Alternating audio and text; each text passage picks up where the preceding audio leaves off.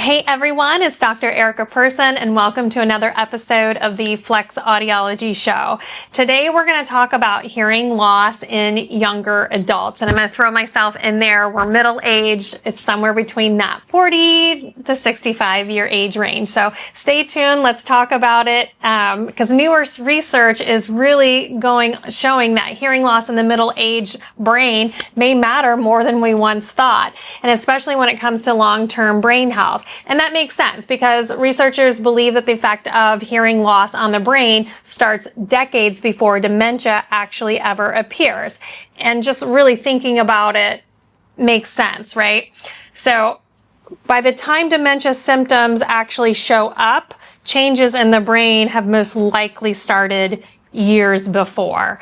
And so what factors could potentially influence that process? The Lancet Commission on Dementia Prevention, they identified midlife hearing loss as one of the largest modifiable risk factors for dementia. And midlife, like I said, is between 40 and 65. So that hearing loss during those years affect the brain for decades afterwards. And so while this surprises a lot of people, because we usually think about hearing loss that happens much, much later in life, it really just makes sense that it starts at a much younger age.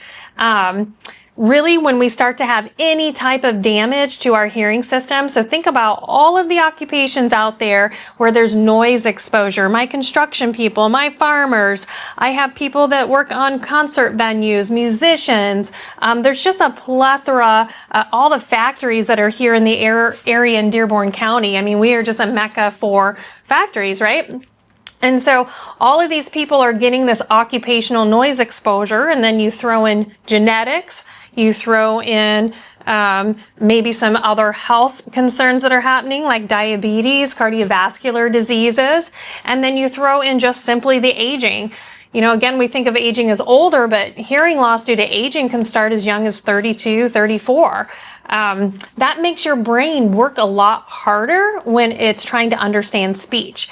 And then that reduced sound input to the brain also puts strain on the brain while it tries to stay active. And then just communication difficulties, they start to compound over time. And eventually what you're going to find out is that people start avoiding going out to eat. So if you are with a spouse or a loved one that's already starting to say, hey, let's not go to Chandler's, hey, let's not go to Texas Roadhouse because it's starting to get a little too noisy, that is a sign for you. And so as that hearing loss goes untreated for many years, the brain is just under strain, and that strain helps contribute to cognitive decline. And so key points here, hearing loss does not start at 70. In fact, 1 out of every 3 adults over the age of 65 have hearing loss. Like, that's a statistic that has been out there for years. And so it just makes sense that the hearing loss actually starts somewhere in that 40 and 50 year range. Again, just due to those exposure things that I talked about before. So a lot of people on average wait anyway. Once they've identified hearing loss, they tend to wait at least another 4 to 7 years anyway to get treatment. But by the time they actually feel like they have hearing loss, they've probably had it for at least 5 to 10 years, if not longer.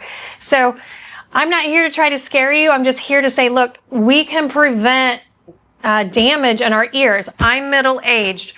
I am in that demographic to start saving my hearing now. It's all about prevention. It doesn't cost much. It's maybe $1 or $2 at Walgreens. If you want to get the fancy custom ones for your ears, great. Come on in, find your local audiologist, get in there and get a good set. So if you guys have any questions, definitely reach out to me. I love to talk about it, and I'm going to embrace this middle-aged life as much as I can. Have a great one.